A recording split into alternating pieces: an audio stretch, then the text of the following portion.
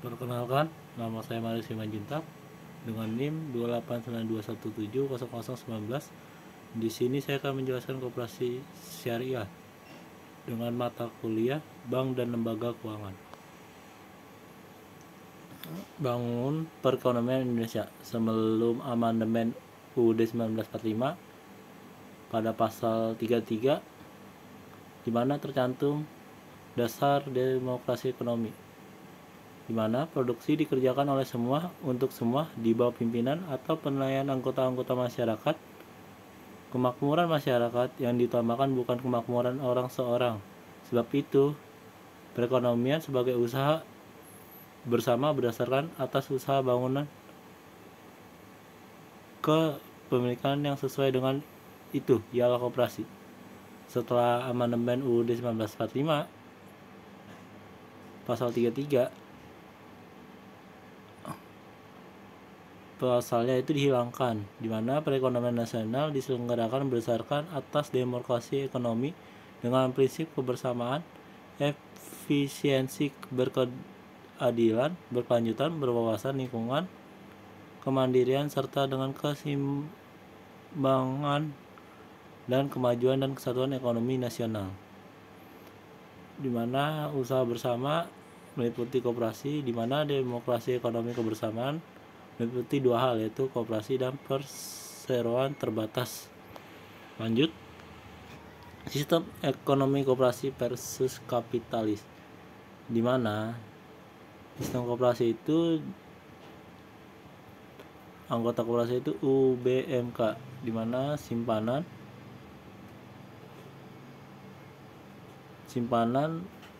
memberikan kepada koperasi dan pasar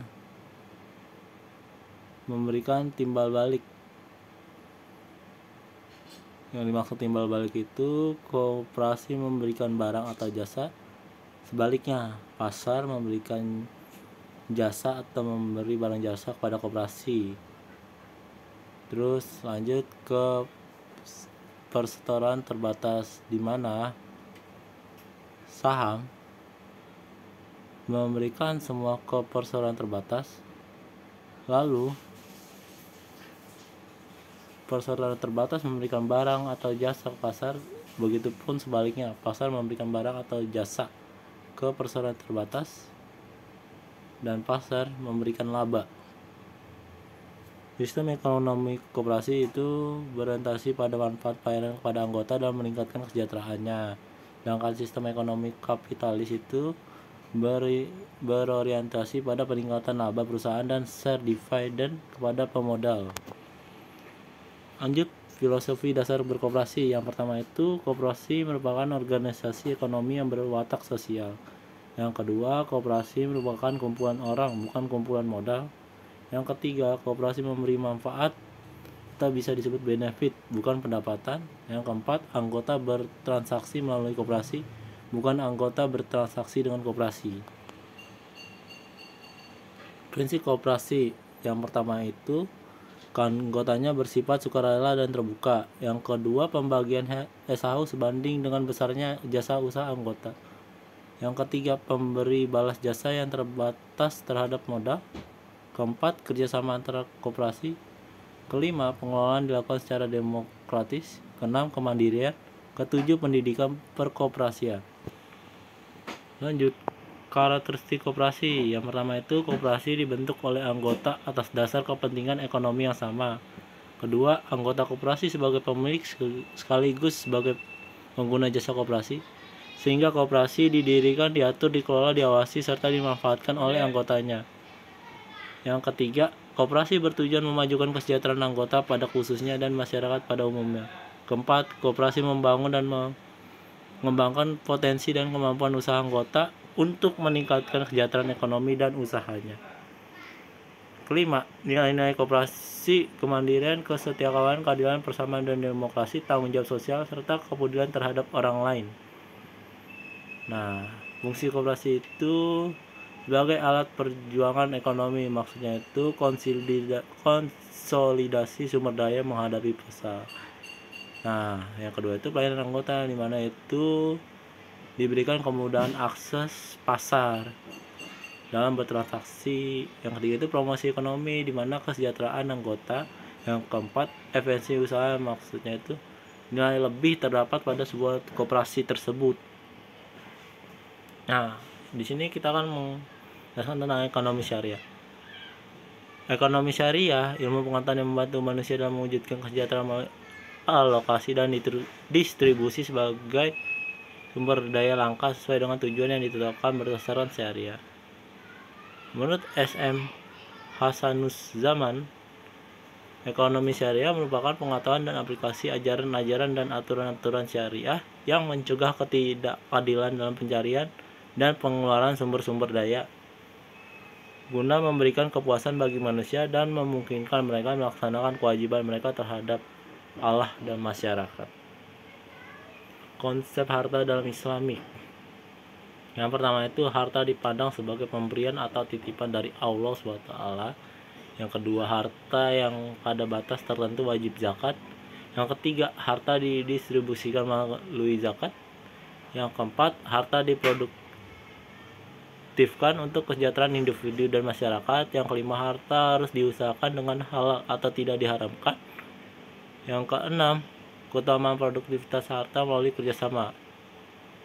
Perbedaan sistem ekonomi konvensional dan syariah. Kalau syariah itu pembiayaan dengan bagi hasil, margin free, dan bonus hasil manfaat uang, dimana tidak memisahkan sektor keuangan dengan sektor real. Sedangkan konvensional, kredit dengan bunga nilai tambah dari uang yang dipinjam, yaitu memisahkan sektor keuangan dengan sektor real. Integrasi sistem ekonomi koperasi syariah itu, yang pertama itu mendorong pertumbuhan dari pergerakan ekonomi sektor real, bukan kesemuaan dari peningkatan nilai tambah dari uang riba. Mendorong pemberdayaan masyarakat dan kesejahteraan bersama melalui pendayagunaan zakat, infak, atau sedekah. Yang ketiga itu mengembangkan badan usaha bersama yang sesuai syariat Islam dan mengedepankan keadilan, keseimbangan, dan tolong-menolong sesama manusia. Pengaturan koperasi syariah itu dalam RUU Perkoperasian yang dibahas DPR RI tahun 2019 dimasukkan dengan beberapa klausul penting, itu pertama itu pengertian koperasi syariah adalah koperasi yang didirikan dan dikelola berdasarkan prinsip syariah. Yang kedua, koperasi syariah wajib memiliki perangkat organisasi dewan pengawas syariah. Yang ketiga, prinsip syariah merupakan sebuah prinsip hukum Islam berdasarkan fakta yang dikeluarkan oleh Majelis Ulama Indonesia.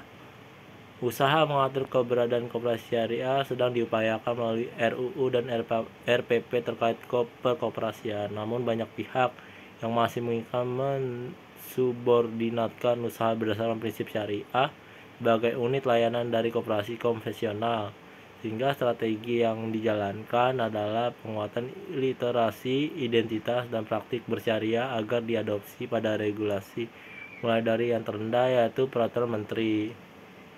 Yang ketiga, regulasi yang mengatur kegiatan usaha koperasi berdasarkan prinsip syariah, di mana saat ini baru hanya Permenkop tentang usaha simpan pinjam dan pembiayaan syariah oleh koperasi dengan aturan terkaitnya, seperti pendoman akuntansi, penilaian kesehatan, dan perizinan.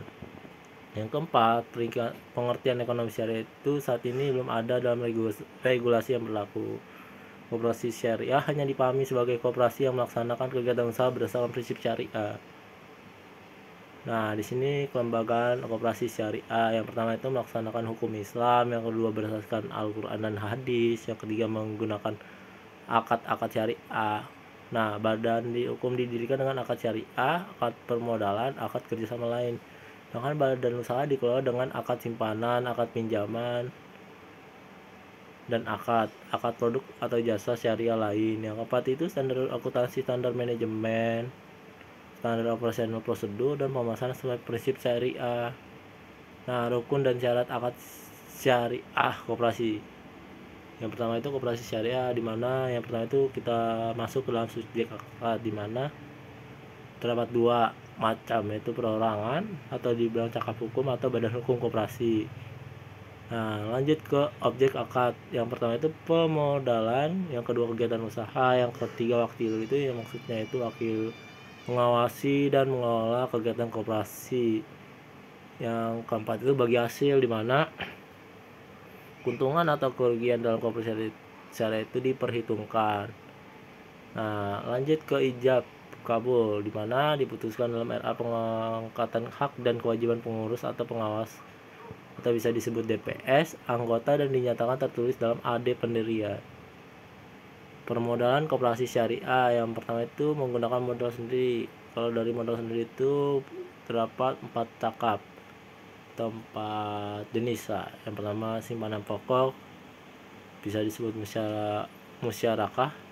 Yang kedua simpanan wajib, disebut musyarakah juga. Yang ketiga cadangan, hibah atau hibah. Yang keempat hibah. Kalau dengan modal pinjaman ya terdapat 3. Yang pertama itu simpan tabung, yang kedua pinjaman atau pembiayaan LK atau BU atau perorangan, yang ketiga itu surat utang atau sukuk. Kalau dari modal pernyataan itu modal pernyataan. Lanjut ke kelembagaan dan usaha koperasi syariah. Kalau koperasi syariah itu berbadan hukum koperasi dengan melembagakan identitas koperasi syariah pada akta pendirian atau perubahan anggaran dasar AD atau PAT berupa nama koperasi, landasan perangkat organisasi, pengelolaan dan kegiatan usaha berdasarkan prinsip syariah. Kalau koperasi syariah didirikan atau dibentuk dalam kurung atau akad syariah dan permodalan, dikelola dan menjalankan usaha berdasarkan prinsip syariah serta wajib memiliki perangkat organisasi dewan pengawas syariah. Yang ketiga itu usaha syariah sektor keuangan, di mana badan usaha koperasi syariah mengikuti aturan klarifikasi baku lapangan usaha Indonesia atau KLBI dan wajib memiliki izin dari pemerintah melalui sistem OSS. Yang keempat itu usaha syariah non keuangan, di mana usaha sektor real secara legal berdasarkan peraturan perundangan baru mengatur sertifikasi hal produk barang atau jasa sektor ini dan dibina atau diawasi oleh masing-masing kementerian atau lembaga teknis sesuai kewenangan berdasarkan peraturan. Sekian dari presentasi PPT saya. Mohon maaf jika ada salah kata. Terima kasih.